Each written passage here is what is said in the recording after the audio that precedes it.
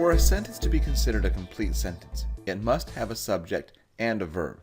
Most sentences will also have an object. The subject is the person or thing doing the verb, and the object is the thing having the verb done to it. So in this case, we have a girl. She's the subject because she is doing the walking. That's my verb. And then down the street is my object because that's where she's walking. So since we have a subject, a verb, and an object, we have a complete sentence. In the sentence above, we have the girl, the subject, and we also have a verb, walked. That too is a complete sentence because although we don't have an object, the object is not required. However, in the top sentence, we only have the girl, the subject, no verb. So without a verb, we would consider this not to be a complete sentence. There are a few ways in which a verb can actually become part of an adjective phrase.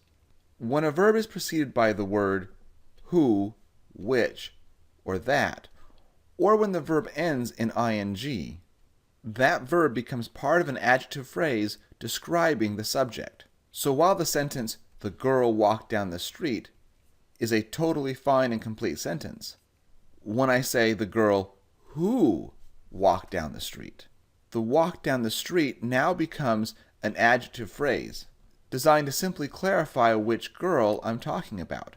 So now my sentence has a subject and a very long adjective phrase, but no verb. So I no longer have a complete sentence. And I have the same problem when I say the girl that walked down the street. The that walked down the street is simply telling me which girl I'm talking about. So I no longer have a verb in the sentence. And the same for the girl walking down the street. No verb, so it's not a complete sentence. Incidentally, the girl which walked down the street is also not a complete sentence, but it's doubly wrong because you would never use which to describe a person. Again, let's compare two sentences. The sentence, "This book is one of my favorites," is a fine and complete sentence. We have a subject, this book, followed by a verb phrase, "is one of my favorites." When I add the which, however, before the is one of my favorites is no longer a verb phrase, but an adjective phrase describing which book I'm talking about. In other words, I no longer have a verb in the sentence, so it's not a complete sentence. There are a couple ways that we actually combine two complete sentences. For your exam, two complete sentences can be combined with either a semicolon or what's known as a comma conjunction. There are 7 conjunctions to know, and they all have 3 letters or less. So if you have a semicolon, or comma and, or comma but, or comma so, etc., you have to make sure that both sides of the conjunction, or both sides of the comma conjunction, are full and complete sentences.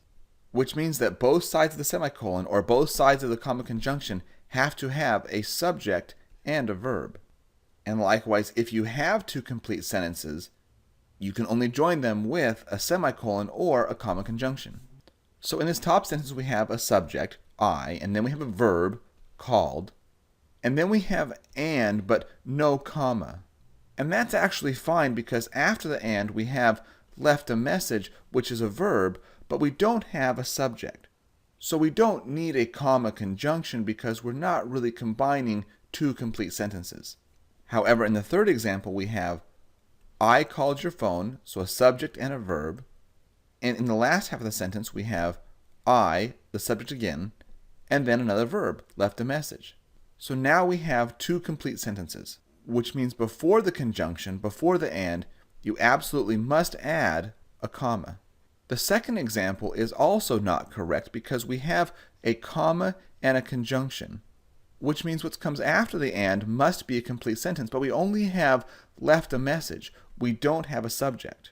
The final example is correct because we have a comma and a conjunction, and then both sides of the comma conjunction have a subject and a verb.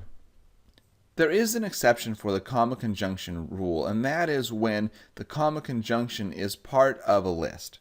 So in the top example, we have a comma, and then we have the conjunction and that's followed by then left a message, which is a verb phrase, but it does not have a subject. So it's really not a complete sentence. However, in this case, it's actually fine because the then left a message is actually part of a list of verbs. The author says he called the phone, let it go to voicemail, and then left a message. And the comma "and" is simply used to signify that left a message is the last item in the list. Likewise, the last example where the author is asking, should I hang up, leave a message, comma, or text you later? Yes, we have a comma conjunction, but it's part of a list of verbs, so the text you later portion does not have to be a complete sentence. These errors are harder to spot when the sentences are longer, but you do have to make sure that every sentence has a verb and a subject.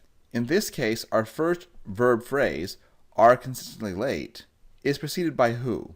So it's really an adjective describing the employees and not a verb. And likewise with forcing. It ends in ing, so once again, it's describing something previous in the sentence. And what comes after the ing is what's known as a big, long, modifying phrase. So if you scan through the rest of the sentence, there actually isn't another verb that is not a modifier. So as long as the sentence is, it's actually not a complete sentence because it doesn't have a verb, only adjectives and modifying phrases. To fix it, we could simply get rid of the who, and now my are consistently late, that's a proper verb, or I could change the forcing simply into force. Either way, as long as I have a subject and a verb, then it's a complete sentence. The exception to that, however, is if certain words begin a sentence, like although, or unless, or while. When I have words like although, unless, or while at the beginning of my sentence, they make my first subject and verb part of this introductory phrase.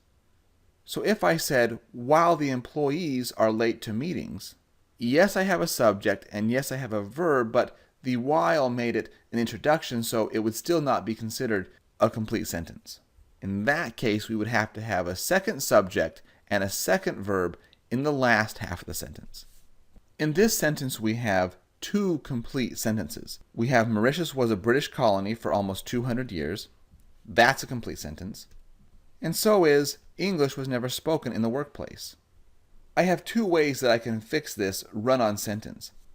After my comma, I could add a conjunction, such as comma, but, or I could modify the beginning or end of my sentence to make either portion not a complete sentence. For example, I could add a although to the beginning of my sentence.